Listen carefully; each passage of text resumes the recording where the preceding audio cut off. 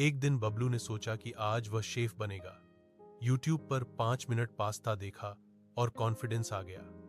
Gas जलाई, pan रखा, पर नमक की जगह चीनी डाल दी। टेस्ट किया तो बोला, इटालियन लोग स्वीट पसंद करते होंगे। तभी पड़ोसी आ गया, स्मेल से ही बोला, भाई ये डेजर्ट है या डिनर? बबलू घबरा गया, जल्दी से सॉस डाला, पर बोतल उल्टी निकली और पूरा पास्ता लाल हो गया। खाते वक्त बबलू बोला, ये स्पेशल फ्यूजन है। पड़ोसी ने एक बाइट ली और बोला, हाँ, फ्यूजन नहीं, कन्फ्यूजन है।